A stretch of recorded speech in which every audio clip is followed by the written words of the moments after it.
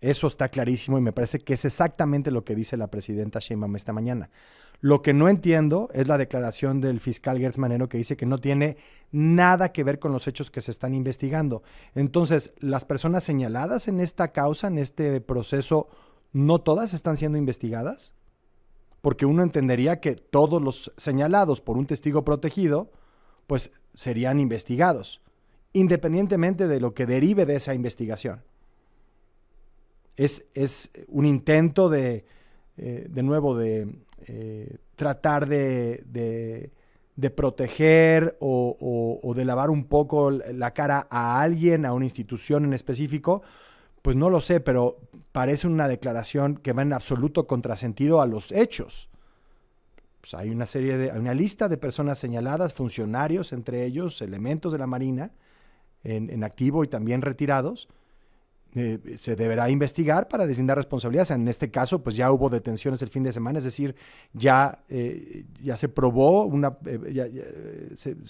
probable responsabilidad, vale la redundancia, no en todos los casos pues, los señalados son sujetos a proceso. Me parece que es un tema importante porque pues uno entiende que es una banqueta bastante delgada la que se está caminando, pero híjole, la declaración genera más confusión que certeza en torno a este asunto. Bueno, vamos a platicar con Denise Merker. Denise, ¿cómo te va? Muy buenas tardes.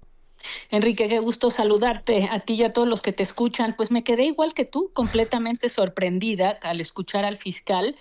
Y fíjate que en la página en la que está justamente esta información, aparece una lista de personas a las cuales, pues, digamos, el testigo colaborador, vamos a llamar así, a quien narró cómo se operaban las cosas, cómo por cada cargamento le daban 1.750.000 y le decían que, bueno, que lo tenía que distribuir hacia abajo y demás, y dio los nombres y las cantidades que le entregó a cada quien. Ahí en el número 11 de los que les entregó aparece el nombre de Abraham Jeremías Pérez Ramírez y pone 100.000 pesos. Entonces, cuando escuchas esto, porque cuando escuché al fiscal dije, no, pues todos nos equivocamos, qué cosa, pero es que además en su caso aparece el nombre completo, en otros aparece haz de cuenta, su nombre propio sin apellido, pero en Uh-huh. su caso en particular, pues a menos de que existan pues dos capitanes de la Marina que tengan el mismo nombre, pues es absolutamente excepcional escuchar al fiscal diciendo, este señor no tiene nada que ver en esto. Bueno, a lo mejor no era una de las cabezas, etcétera, pero es un hombre que, hasta donde nos dicen, se quitó la vida, resulta en el momento en que se da a conocer este evento, y resulta que en una ocasión él habría recibido esto de acuerdo, por supuesto, a las declaraciones de este testigo colaborador que ayudó a la fiscalía a explicar todo esto. Me parece que tiene que haber una claridad, Enrique, de hasta dónde están dispuestos a llegar. Se trata de denunciar, lo cual es muy, o sea, de entrada empecemos con decir que qué bueno que esto se está haciendo y que no podemos sino felicitarnos de que se hagan públicas estas cosas, porque lo que sí es un hecho es que sabemos que estas cosas existen y simplemente quedan en una especie de la ley omerta del silencio, o así han quedado a lo largo, no del sexenio solo pasado, sino de muchísimos otros, grandes negocios, enormes negocios al amparo de las complicidades administrativas y políticas de quienes en ese momento detentan el poder. Hacer algo como esto es efectivamente pues pegarle al avispero. Y cuando le pegas al avispero, tiene que haber una enorme entereza para hacerlo, porque evidentemente van a salir muchas cosas. Entonces, hemos visto un golpe certero, contundente, con una serie de complicidades que van desde empresarios, agentes aduanales, marinos y otro tipo de funcionarios involucrados. Qué bien. Ahora, si eso van a pasarse el resto del tiempo tratando de contener que no se desborde de ahí, va a ser muy difícil. Mira, te voy a dar un ejemplo. La carta que manda justamente el titular, este marino, Fernando Rubén Guerrero Alcántar, que resulta asesinado después de que le entregó una carta al secretario de la Marina en la que le narraba y le narra pues todos sus encuentros con una serie de personajes, entre ellos estos hermanos que son los sobrinos, como le dicen ahora políticos, pero bueno, pues los sobrinos de su esposa, del que era secretario de la Marina. Y él narra cómo esos señores controlaban los nombramientos en aduanas. Él nunca los ve a los hermanos, a los sobrinos, nunca está con ellos, pero cada que su contacto le contaba que pues ahora hay que encargarse de esta aduana y de la otra, todo lo que les decían y todos los movimientos así se llevaban a cabo, es decir, genuinamente tenían el control más importante, quién estaba en qué puesto, en qué aduana y por lo tanto qué tanto facilitaba o no el ingreso de estos cargamentos. Pero fíjate, en medio de todo lo que le va contando al almirante, el secretario de la Marina, de repente te encuentras ahí en el párrafo 26, en donde dice, fíjense que me cambian de puesto pues porque no estaba yo funcionándoles bien a estos señores y me ponen como titular de la aduana de México en Pantaco. Y el 30 de marzo del 2022, él, el que después sería asesinado por haber dicho esto, detecta un cargamento de 20,000, 19,500, o sea, 19,500 kilogramos de colorante artificial en polvo que venían en 799 bolsas y que resulta que por sensor canino y por un método tecnológico se detecta que es cocaína. Se hacen los trámites ante la Fiscalía General de la República. ¿Y qué crees? Que cuando se lo pasan a la Fiscalía, sorprendentemente en el dictamen pericial resulta que ya no es cocaína. Sí. O sea, no, lo no. que te quiero... A ver, déjame hacer una pausa, Denise, para terminar con esta idea. Sí, claro. Y sobre todo entrarle a dos temas adicionales, ¿no? Que tienen que ver con lo que hemos ido conociendo de este expediente que va a dar para mucho más. Ya volvemos en tiempo real. Ya de regreso en tiempo real, gracias por continuar con nosotros en esta conversación con Denise Merker. Pues sobre este gran caso, yo lo platicábamos ayer, Denise, no recuerdo, al menos en una época reciente, pues un caso de tantas ramificaciones de la escala del negocio criminal que representa el huachicol fiscal, que es muy distinto al huachicol físico, ya lo hemos dicho aquí, pero en las declaraciones de este testigo protegido, y también en la carta que envía este elemento de la Marina que después fue asesinado, pues vamos encontrando una narrativa ya dominante que se impone sobre pues cómo funcionaban estos esquemas criminales. Y que justamente, Enrique, lo que quería yo decir con este caso, que parece ajeno al tema del huachicol, porque se trata de la detección y aseguramiento de un cargamento de cocaína, pues lo que él denuncia aquí es que fue la fiscalía y el dictamen de la fiscalía el que determinó que pues mejor no era cocaína.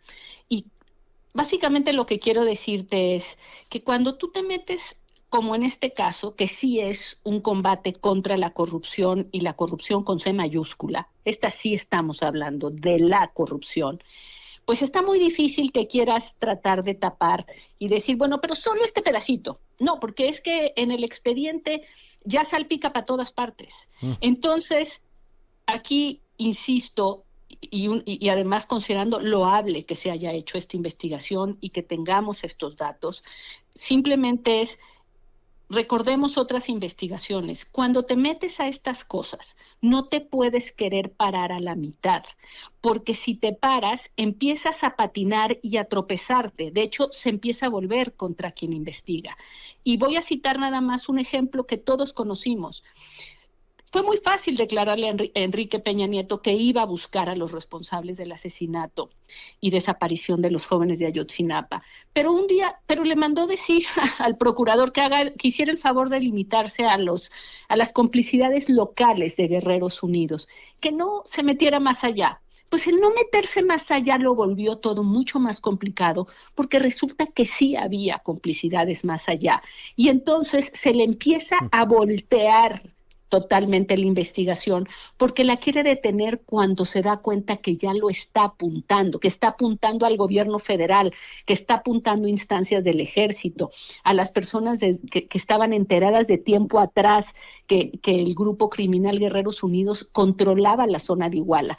Bueno, lo que quiero decirte es que o te lanzas o te lanzas. Ya inició esto y aquí lo que estamos viendo es que esto va a derivar en otras muchas cosas. Vas a hacer, todo tu esfuerzo va a estar como hoy con la declaración del fiscal, tratando de contenerlo, de decir que este señor en realidad el que se suicidó, y lo digo según dicen ellos, no tiene nada que ver, aunque aparezca en la investigación, o que el secretario de la Marina no estaba enterado porque estás haciendo esto pero quieres controlar todas las interpretaciones, o simplemente lo estás haciendo y vas a ir al fondo del asunto. Me parece que esa es la gran pregunta de hoy. Sí, sí. ¿Y qué van a encontrar, ¿no? Al fondo de ese camino? Sí, claro, y pero si de será... entrada, ¿cuál es la disposición? Sí, sí, la presidenta ha dicho que irán hasta sus últimas consecuencias.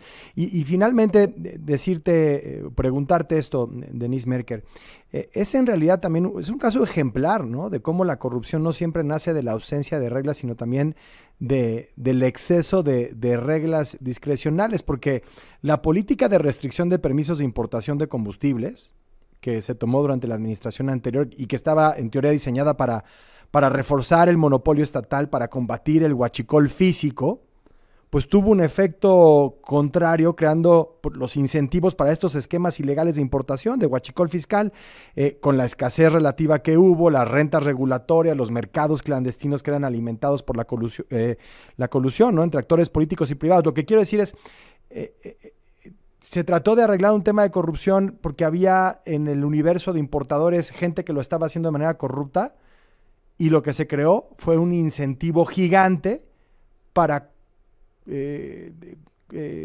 contrabandear millones y millones de litros de hidrocarburos hacia nuestro país, poniendo en... Bueno, Enrique, sí, ajá. No, la gran pregunta es si restringir a los posibles importadores de 99 que había, o ya no sé cuántos, a 10, es una decisión de lucha contra la corrupción, o se trata simplemente de decidir que tú controlas quiénes se enriquecen y a dónde va ese dinero. Eso no lo sabemos. Sí, sobre todo cuando vemos la lista de a quienes se les quita ese permiso de importación, empresas formales que tienen reglas de transparencia, de rendición de cuentas porque cotizan en bolsa, porque, no sé, British Petroleum, bueno, no te creas. Se le quita, quita el permiso de importación, pero se le da en Gemar. Entonces dices, pues, y ahí está Ingemar involucrado en estos casos también de corrupción. En fin, me parece interesante ver en las causas también estructurales de todo esto, y como dices, el asunto va a dar para mucho más. Denise Merker, como siempre, muchísimas gracias. Gracias, Enrique, un abrazo. Un fuerte abrazo. Qué asunto. La información sigue fluyendo y seguirá fluyendo, porque pues obviamente el tema está ahí. Ya hablaba, un ángulo es este de los permisos de importación, ¿no? Se reducen dramáticamente, se saca del juego pues a empresas muy establecidas, que porque las transnacionales siempre actúan en el beneficio de los intereses nacionales y de los consumidores. No, esa es otra discusión, pero son empresas establecidas, transparentes, que juegan con ciertas reglas, pues de entrada porque al cotizar en mercados bursátiles, pues necesitan operar bajo ciertas reglas. No son improvisados que de pronto obtienen un permiso de importación y lo andan prestando a todo mundo, supuestamente, como dice Ingemar, el caso del exgobernador de Baja California, y pues uno de esos les juega chueco, y entonces pues pasa lo que está pasando. El problema también nace de esto, de decisiones que se tomaron, pues no sabemos si con un espíritu de combate a la corrupción o simplemente para controlar un jugosísimo mercado de importación de hidrocarburos a este país, que generó y sigue generando millones y millones y millones en ganancias criminales, porque no solamente es la importación de estos productos de hidrocarburos, es también la distribución, todas las redes de transporte, fletes, almacenamiento, incluso refinación, ya vimos que existen. Ese es un segundo componente, ¿no?, en esta cadena de suministro. Y finalmente, pues la venta, las gasolineras, o no solamente el retail, como le dicen, ¿no? O sea, la capacidad, la parte de la capacidad industrial. a los grandes consumidores de combustible en este país, por ejemplo, las propias empresas del Estado, la Comisión Federal de Electricidad, que pues ya no tiene gas suficiente para sus termoeléctricas. ¿De dónde saca? Pues combustible, ¿no? El diésel. Y pues Pemex no tiene suficiente capacidad para darle el diésel que necesita la CFE, hay una demanda adicional. Pues ¿de dónde compro esto? Es una caja de Pandora. El asunto es de lo más relevante. Vamos rápidamente.